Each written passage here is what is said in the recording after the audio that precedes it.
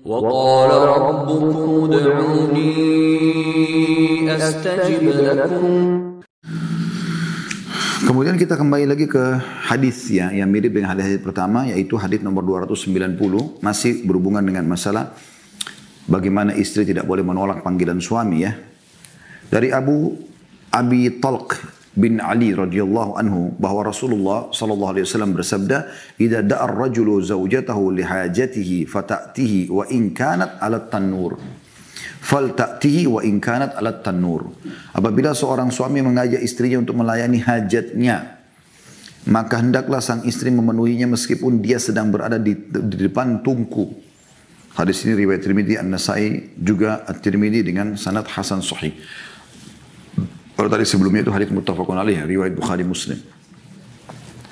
Hadis ini masih sama dengan hadis-hadis yang sebelumnya, 287 tadi ya, 288, ya, sebenarnya ini sama semua, maknanya kurang lebih sama, yaitu bagaimana kalau hajat suami atau suami sedang di rumah maka istri sibuk dengan suaminya.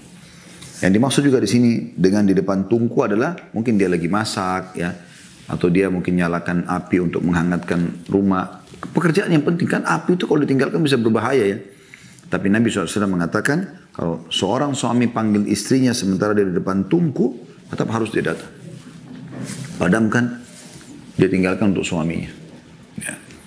Ini sama tadi dengan pentingnya memperhatikan kedudukan suami ya. Kemudian juga hadis selanjutnya 291 dari Abu Hurairah radhiyallahu anhu, dari Nabi SAW beliau bersabda, "Lau kuntu amiran ahadan an yasjuda li ahadin la amartul mar'ata an tasjuda li zawjiha." Hadis ini riwayat Tirmidzi dan beliau mengatakan hasan sahih. Artinya seandainya saya diperbolehkan memerintahkan seseorang untuk bersujud kepada orang lain, pasti sudah aku atau saya perintahkan seorang istri untuk sujud kepada suaminya.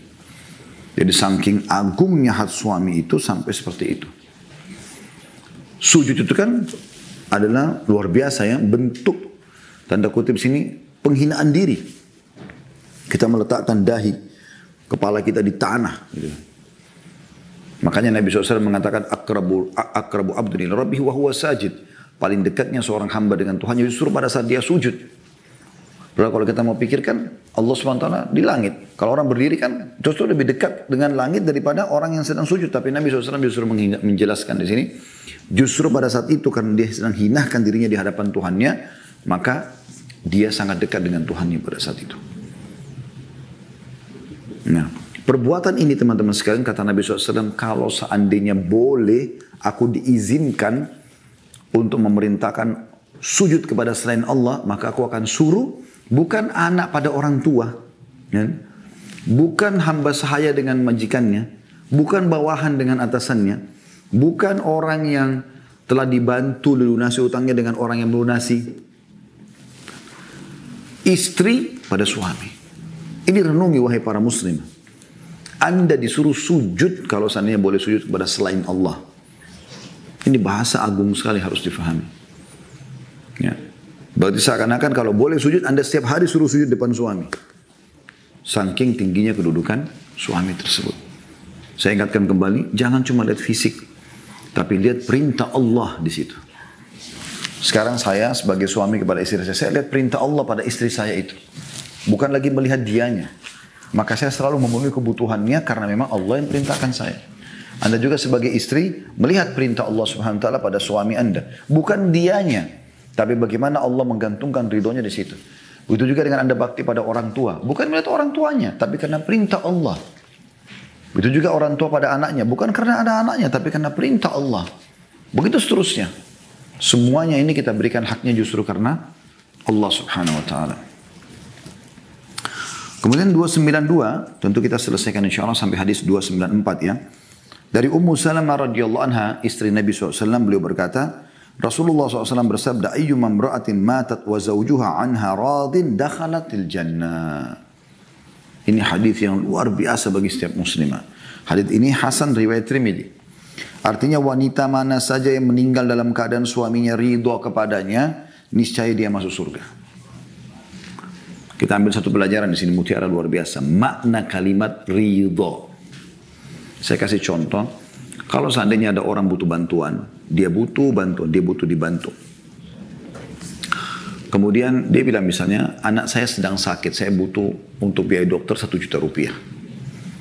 Kalau Anda memberikan dia bantuan 100 ribu, 200 ribu, 500 ribu, atau bahkan Anda penuhi 1 juta itu, Anda baru membantu dia. Anda belum membuat dia ridho. Bagaimana bisa membuat orang yang sedang butuh bantuan tadi ridho? Anda cari tahu, tinggal di mana bu, tinggal di mana pak, rumahnya di mana, anaknya ada berapa. Anda datang ke rumahnya, Anda lihat rumahnya bocor, Anda perbaiki, anak-anaknya yang tidak sekolah, Anda sekolahkan semua.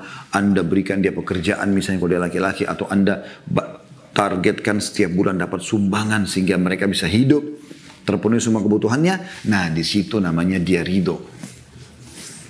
Jadi itu kayak orang yang sudah tidak tahu mau bicara apa lagi gitu loh. Karena sudah luar biasa jasanya. Perhatikan kata Nabi SAW, wanita mana saja yang meninggal dunia pada saat ibu mati, dan itu ajal pasti akan datang, dalam keadaan suaminya ridho kepadanya. Merasa sudah nggak tahu harus bicara apa lagi, karena istrinya ini begitu masuk rumah suaminya semuanya kebahagiaan, kegembiraan, wangi, cantik, pelayanan, segala macam luar biasa. Suaminya sampai keluar rumah itu merasa rindu ingin balik ke rumah, masakannya enak, rumahnya bersih, badannya wangi, segala macam hal lah, gitu kan? Yang mungkin semua wanita bisa lakukan, tapi syaitan biasa menggoda mereka untuk merusak itu. Kemudian dia meninggal, suaminya ridho, merasa kehilangan. Apa kata Nabi SAW? Balasannya apa wahai muslimah?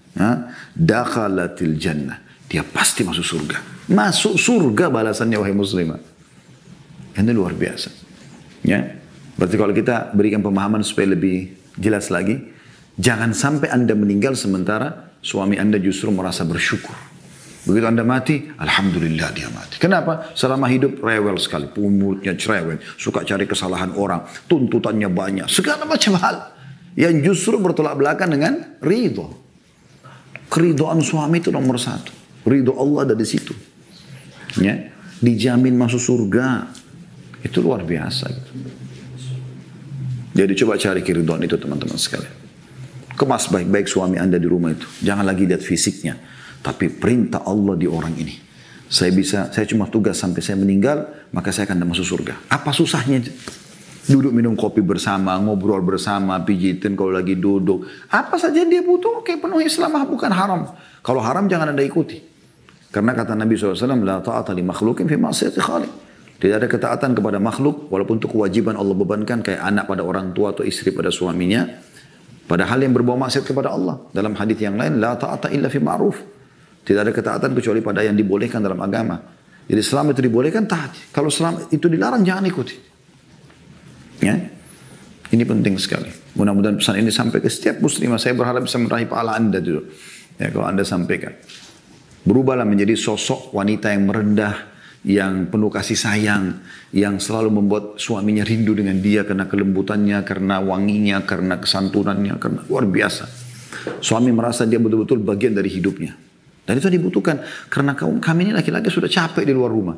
Masuk rumah dalam kondisi tenang. Tapi kalau begitu datang Anda sudah matanya melotot. Sudah banyak pertanyaan ini. Sudah sangka buruk. Sudah segala macam. Makanan tidak ada.